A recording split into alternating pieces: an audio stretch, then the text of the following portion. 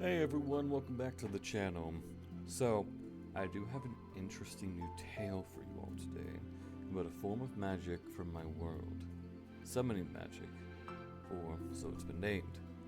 This tale of Elaris comes in conjunction to a mini manga, Birth of the Summoner, that is on the last page of completion and currently available on our Discord server. So anyone interested in joining it and reading or just to hang out with our community, my link tree is in the bio. Once we have a few more tales done and more mini mangas completed, I will turn them into a manga edition for purchase in the future alongside our novels currently being worked on. But, without further ado, let's get into the tales of the Summoner of Legend.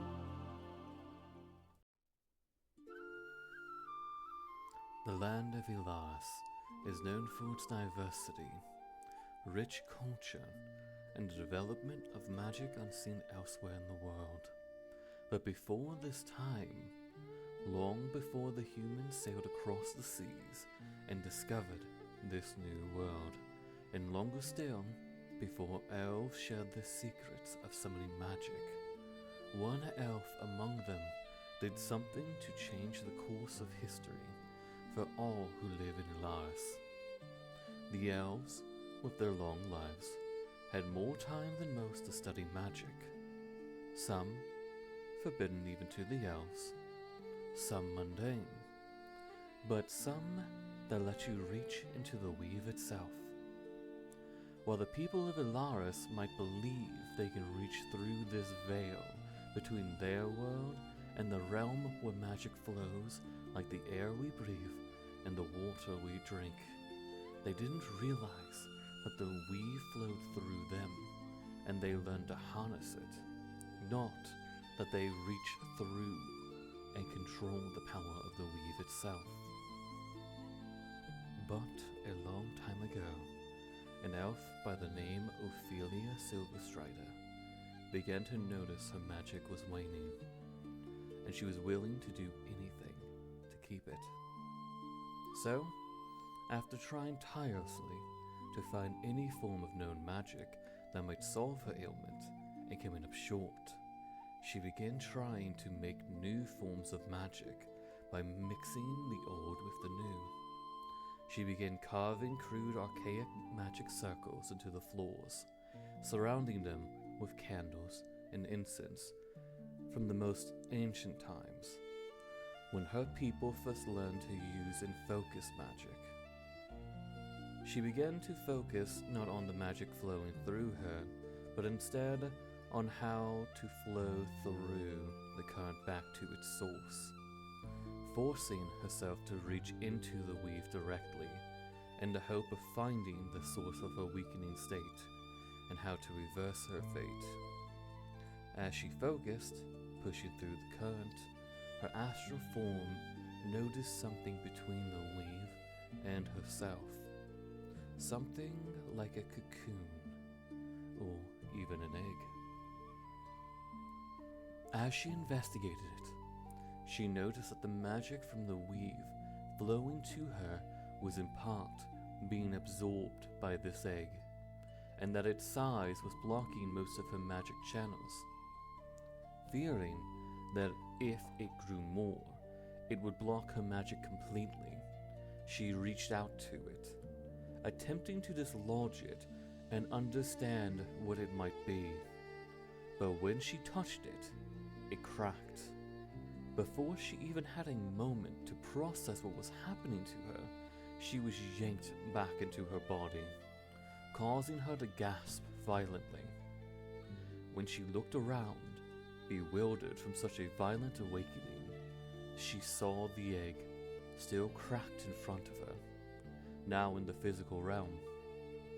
Before she even had a moment to process what had happened, it cracks more, chips of the egg falling and turning to dust before even touching the dirt below her, till finally, with a flash of light, a chick appeared from inside the egg. But, upon closer inspection, what had hatched was an owl griffin. In the moment that followed, she met eyes with the newborn, and as she did, a feeling washed over her, coming not from herself, but from the griffin. It saw her as its mother. She could feel its excitement and love for her, but wasn't sure why yet, not fully understanding that she is now bonded to it by means of magic. But she felt a tug of her own. This was her child, born of her magic, and with it, the flow that blocked her connection to magic was lifted. The following days, she stayed within the confines of her home, watching over and trying to understand her child.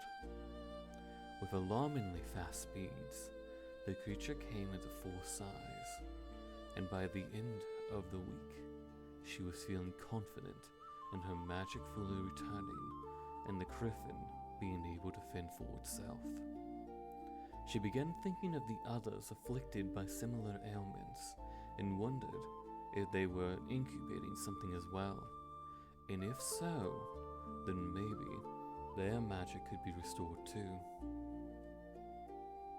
As she began to prepare for her journey to town, a question crossed her mind, and almost as soon as it entered hers, her griffin responded by lowering itself, as if to invite her to ride on him.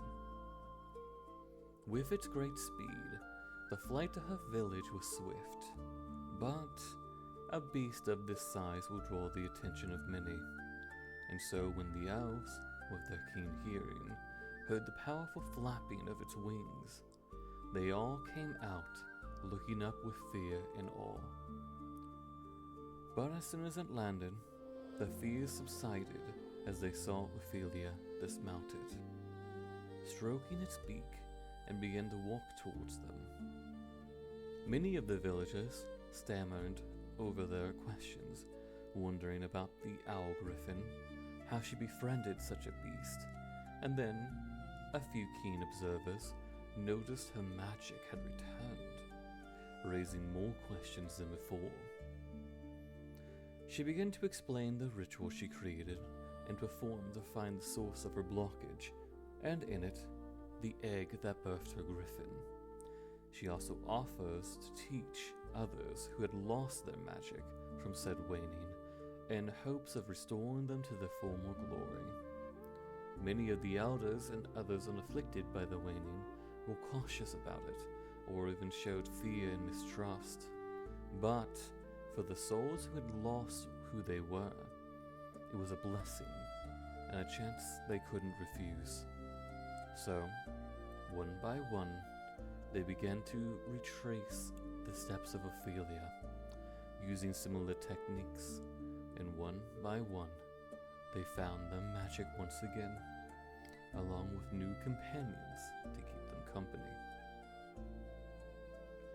While some showed gratitude to Ophelia for helping them, others went a step further, wishing to spread her teachings and help others as she had done for them, and set out on their own to spread her teaching across Elaris.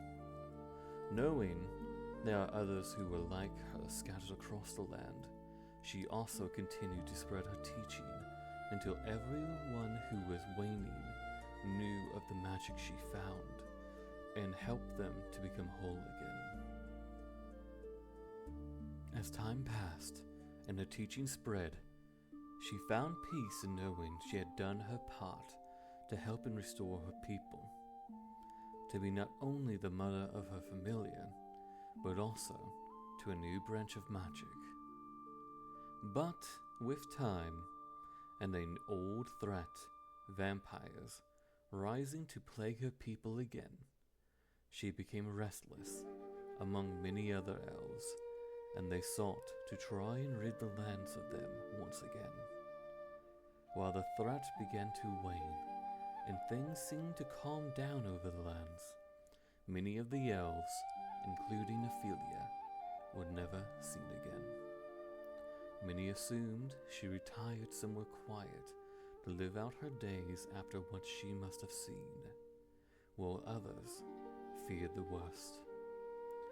But all agree that she was a true hero of the elves, in more than one way. Even to this day, the elves of Elaris sanctify her, even after the 700 years since her disappearance. She might be gone, but her legend and what she created changed the world forever.